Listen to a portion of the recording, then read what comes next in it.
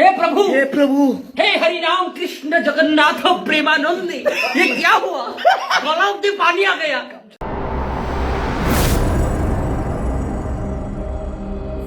Hello, नमस्कार, सत श्री अकाल, अस्सलाम वालेकुम। कैसे हैं जनाब? साथियों, आज एक बड़ी अजीब घटना हुई।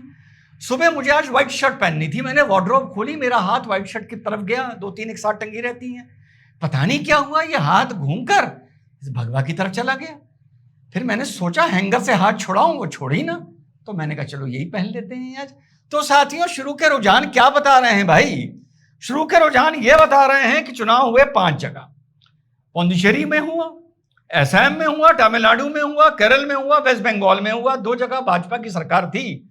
दोनों जगह प्रो इनकम्बेंसी वोट पड़ा है। प्रो इनकम्बेंसी का रिवाज भाजपा लेके आई है। और बाकी हो गया, केरल हो गया, तमिलनाडु हो गया और वेस्ट बंगाल हो गया। और खास तौर से वेस्ट बंगाल, तीनों जगह आप देखिए एंटी इनकम्बेंसी वोट पड़ा है। साथियों, अब बात करते हैं अपने शानदार विश्लेषण की। भाई देखो, वेस्ट बंगाल तो मैं गया नहीं था, ज्यादा लोगों से बात भी नहीं की थी जैसे मैंने लोकसभा में बात की थी। इस बार मैं सिर्फ मैथमेटिक्स देख रहा था, अर्थमेटिक देख रहा था। और जब पहले और दूसरे चरण के बाद जब दोनों जगह 92-93% वोट पड़ा, इससे पहले जब इन्हीं चरणों में लगभग 84% वोट पड़ा था, तो लोग बता रहे थे कि साहब ये लगभग 8% का 7% का वोटिंग में उछाल आया है।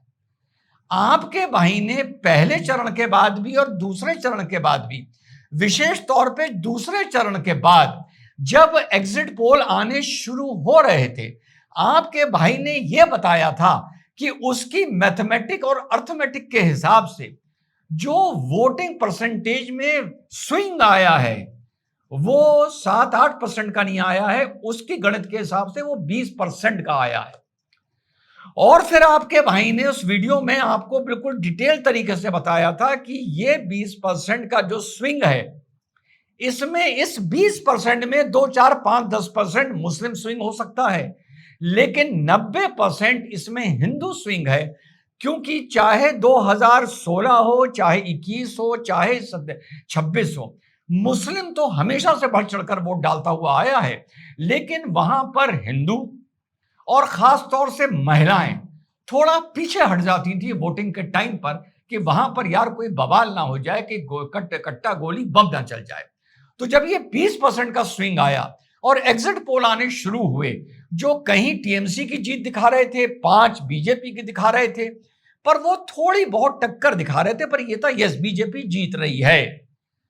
उस दिन आपके भाई ने कहा था ना कि भैया 20% का उछाल एक्सपेक्टेड वोटिंग से।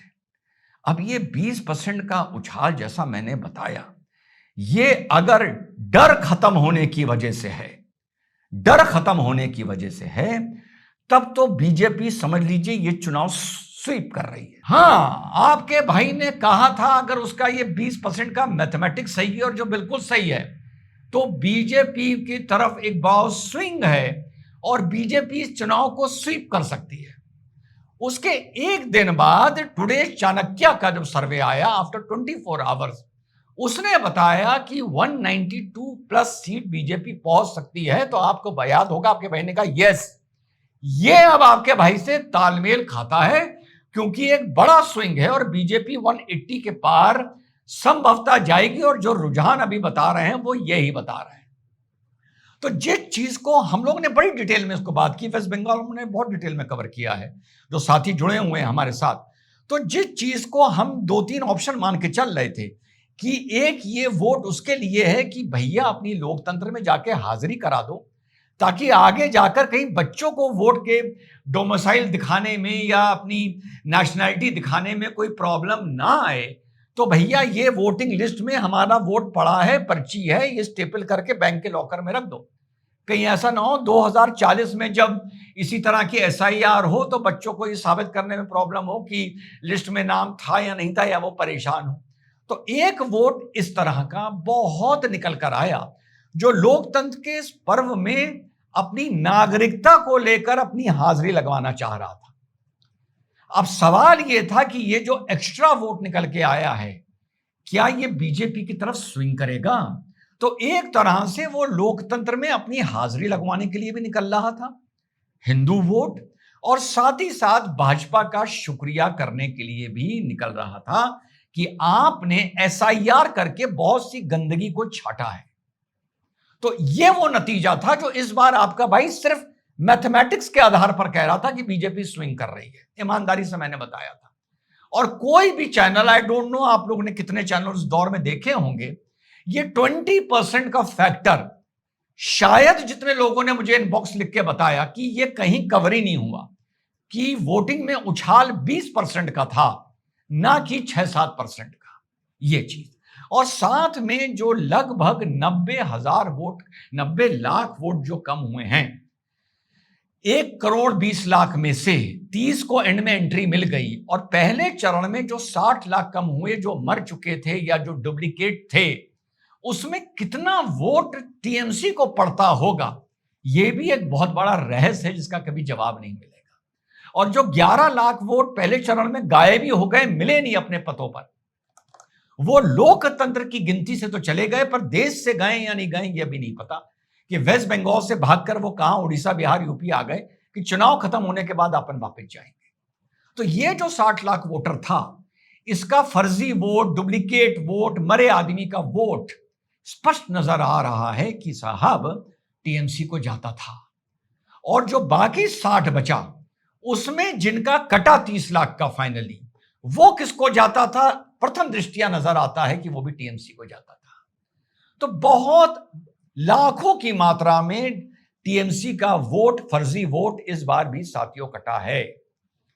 ना कहते हुए भी चुनाव के दौर पर याद है हम लोगों ने बात की थी कि ये अनडिक्लेयर्ड प्रेसिडेंट रूल लग चुका है, और सीआरपीएफ की शक्ति प्रदर्शन, जो पिछवाड़े लाठी चली है, डंडे चले हैं, इसने एक मेरी और बात पर मोहर लगा दी है साथियों। याद करिए, मैं हमेशा बोलता हूं, जब मैं स्टेट बोलता हूं तो मेरा मतलब राज्य नहीं होता, केंद्र होता है। तुम स्टेट की ताकत को नहीं जानते, तुम स्टेट की ताकत को नहीं जानते। स्टेट अगर अपनी औकात पर आ जाए, अभी भी कम आया है वेस्ट बंगाल में, कम आया है।